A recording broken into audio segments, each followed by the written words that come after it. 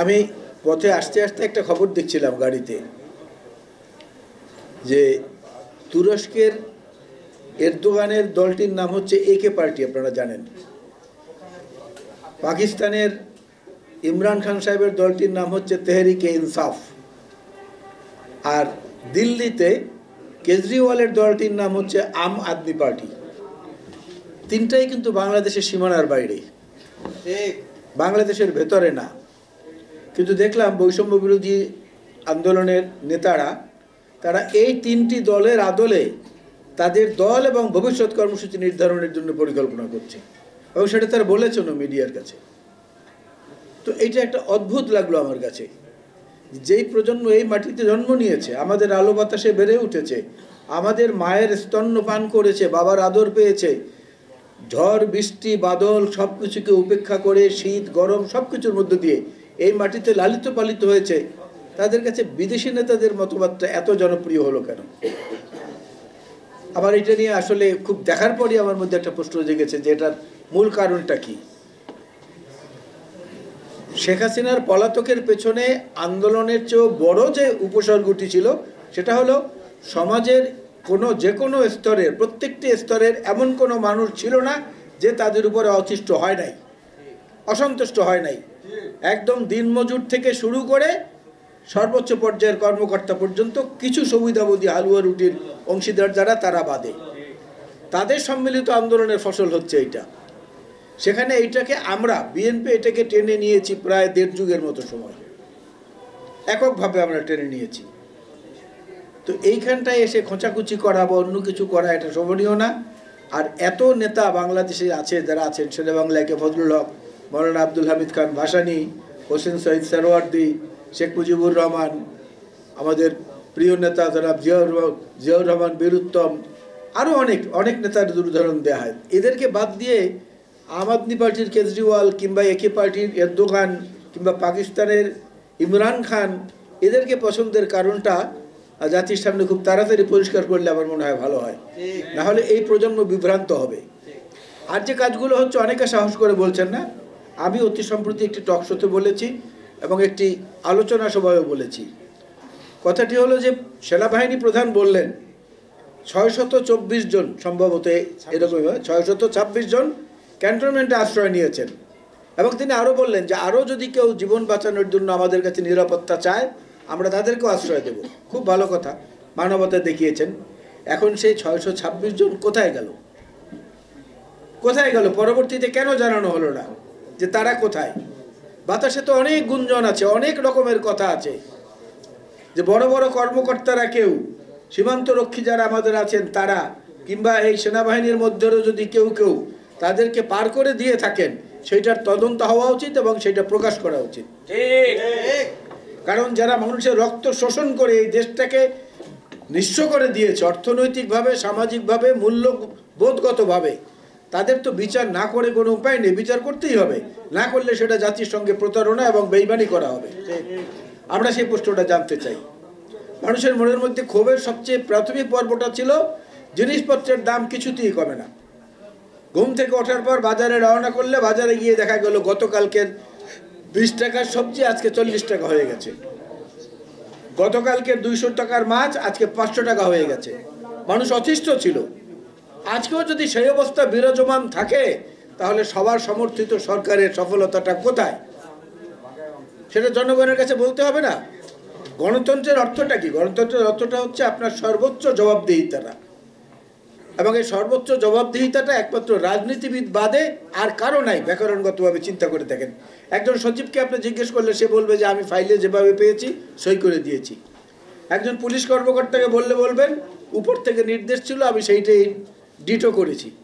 একজন সেনাবাহিনীর কর্মকর্তাকে বলবেন যে আমার হেডকোয়ার্টার থেকে আমার উপরের বস যেটা বলেছেন আমি সেইটা করেছি। একমাত্র রাজনৈতিক নেতৃবৃন্দের কাছে গিয়ে আপনি দাঁড়িয়ে জিজ্ঞেস করতে পারেন যে এমপি সাহেব বা নেতা, কি হলো, আমি এটা পেলাম না কেন? এই যে জবাবদিহিতাটা এবং মানুষের সঙ্গে সরাসরি প্রত্যক্ষ যোগাযোগ, এটা কিন্তু সমাজের আর কোনো পেশার মানুষের নাই, কোনো পেশার মানুষের নাই। একজন নামকরা ব্যক্তি, অনেক নামকরা, আন্তর্জাতিকভাবে বাংলাদেশের জন্য গৌরব, ঠিক আছে, তো দেবতারাও তো মানুষের কাছে অনেক পূজনীয়, তাদেরকেও তো ফুল দেওয়া হয়, প্রসাদ দেয়া হয়, কিন্তু দেবতা কি হাতে ধরে কেউ কি কিছু দিয়ে দিচ্ছেন আজ পর্যন্ত? আজকে থেকে নাকি আবার কি জাতীয় ঐক্য কমিশন গঠন হয়েছে, তাদের সঙ্গে রাজনৈতিক দলগুলোর আলোচনা। আজকে থেকে বিএনপিও সম্ভবত যাবে, আজকে বিকেল থেকে। এখন জাতীয় ঐক্যের জন্য একটা কমিশন গঠন করতে হয়। আমরা এই জিনিসগুলো আসলে বুঝি না। একটা সময় ছিল যখন নির্বাচন বলতে ছিল ভিওটি ভোট, এটা কেটে ওখানে যোগ হয়েছে বিওএটি ভোট, আরেকটি যোগ হয়েছে এনওটি নোট। ভোট ছিল না, ভোট এবং নোট, এই ছিল নির্বাচন। সেই জায়গা থেকে যদি বের করতে হয় তাহলে জাতীয় পর্যায়ের নির্বাচনটা কি স্বাভাবিক কারণে আগে গুরুত্ব দিতে হবে। কারণ আপনি যদি বাংলাদেশের সংবিধান খোলেন, 59 এবং 60 অনুচ্ছেদে পরিষ্কার করে লেখা আছে লোকাল গভর্নমেন্ট, অর্থাৎ স্থানীয় সরকার, কিন্তু বাংলায় লেখা আছে স্থানীয় শাসন। দয়া করে বন্ধুরা আজকে গিয়ে যদি কারো কাছে সংবিধানটা থাকে খুলে দেখবেন, তার অর্থ কি? স্থানীয় পর্যায়ে যারা আছেন তারা আমাদেরকে শাসন করছেন। তো সেইটা আগে গুরুত্ব পেল কিভাবে? কারণ সংবিধানের নিয়ম অনুযায়ী বাংলা যেটা লেখা থাকে ওইটাই অগ্রাধিকারযোগ্য, ইংরেজিটা পড়ে সাবঅর্ডিনেট। সেই ক্ষেত্রে স্থানীয় শাসনের মধ্যে আগে কেন আমরা যাব? আমরা যাব স্থানীয়টাকে পরবর্তীতে দেখা যাবে জাতীয় প্রশ্নে, যেটা জাতীয় সংসদের নির্বাচন, সেই জায়গাটায়। কারণ সংসদ হচ্ছে এমন একটা জায়গা যেখানে গণতন্ত্রের মূল যে সৌন্দর্য, ভিন্ন মত, একমত, দ্বিমত, সহমত সব মিলিয়ে একটা ফুলের বাগান, সেই জায়গাটা দিয়ে গুরুত্ব না দিয়ে অন্যদিকে কেন দেওয়া হচ্ছে আমি জানি না। আপনাদের মনে আছে এরশাদ বিরোধী আন্দোলনের সময় এখানে দুদুভাই এবং সে রেজাউদ্দৌলা ভাই আছেন, অ্যাডভোকেট সালাম আছেন, আপনাদেরও মনে থাকার কথা, ঢাকার দেয়ালে দেয়ালে একটা শব্দ, একটা বাক্য লেখা ছিল, বড় কষ্টে আছি আইজউদ্দিন। মনে আছে না আপনাদের? বড় কষ্টে আছি আইজউদ্দিন, ঠিক এইভাবে সরেয়া রস্যই বর্গজ আইজউদ্দিন। এরপরে আওয়ামী লীগের আমলে রাতের বেলা গোপনে গোপনে কারা মিরপুর এবং ওই সমস্ত এলাকায় দেয়ালের মধ্যে গ্রাফিতি এঁকে লিখে দিত, সুবোধ তুই পালিয়ে যা। মনে আছে না আপনাদের? এই জিনিসগুলো থেকে কিন্তু অনেক কিছু শেখার আছে, অনেক কিছু। দেশটা আমাদের, এবং আমাদের প্রতিবেশী যারা আছেন, এই প্রতিবেশীদের মধ্যে কেউ কেউ এমন আছেন যে যারা বরাবরই খবরদারি করতে খুব পছন্দ করেন, যেটা বাংলাদেশের সাধারণ মানুষ পছন্দ করে না, আর বিএনপির তো পছন্দ করার প্রশ্নই ওঠে না। সেদিক থেকেও আমাদের সতর্ক দৃষ্টির প্রয়োজন রয়েছে। স্বামী স্ত্রী দুইজনে বসে আছেন, তো নীরব, কোনো কথাবার্তা নাই। যে স্ত্রী চিন্তা করলেন যে স্বামীকে একটু জিজ্ঞেস করি, বলে যে আচ্ছা তুমি সারাদিন এই বই নিয়ে বসে থাকো, কি মজা এটার মধ্যে? বলে যে আমার খুব ভালো লাগে, বই নিয়ে থাকতে খুব ভালো লাগে। স্ত্রী তখন দীর্ঘশ্বাস ফেলে বললেন, আহা, আমি যদি বউ না হয়ে বই হতাম তাহলে না কত মজা হতো। স্বামী সঙ্গে সঙ্গে চট করে উত্তর দিলেন, হ্যাঁ ভালোই তো বলেছ, তাহলে দয়া করে বই না হয়ে পঞ্জিকা হও, বছর বছর পরিবর্তন করতে পারবো। বছর বছর পরিবর্তন করার কোনো পরিকল্পনা নিয়ে অগ্রসর হবেন না দয়া করে। এই সরকারকে বলবো সেটা দয়া করে হবেন না। অবৈধ অস্ত্রের কথা এখানে একজন বক্তা বলেছেন, রেজাউদ্দৌলা চৌধুরী সম্ভবত বলেছেন, এই অস্ত্রগুলো উদ্ধার করা দরকার। এবং এখনও কারা কারা, আমি ওই দিন টকশোতে প্রেস সচিবকে বলেছি, ডক্টর ইউনূস সাহেবের প্রেস সচিবকে বলেছি যে বড় বড় কথা না বলে বড় বড় কিছু কাজ করে দেখান, কিছু কাজ করে দেখান, যে কাজগুলো মানুষের মনের মধ্যে এখন পর্যন্ত হাহাকার অবস্থায় বিরাজ করছে। এই অস্ত্রগুলো উদ্ধার করেন, দ্রব্যমূল্যের সিন্ডিকেটটাকে থামান। সিটি গ্রুপ, বসুন্ধরা গ্রুপ, মেঘনা গ্রুপ, কাজী ফার্মস, এদের যারা আছে এদেরকে নিয়ে সরকার বসে না কেন? কেন বসে না? আকিজ গ্রুপ থেকে উপদেষ্টা নিয়েছেন, তাকে দায়িত্ব দেন যে বাজারে যদি দ্রব্যমূল্য বাড়ে তোমার উপদেষ্টা নেই, তুমি ব্যর্থ, অথবা বুঝতে হবে এই সিন্ডিকেটের সঙ্গে ওই উপদেষ্টা জড়িত। ঠিক, যদি কেউ এই অভিযোগ করে সেটা কি ইচ্ছা করলেই খণ্ডানো যাবে?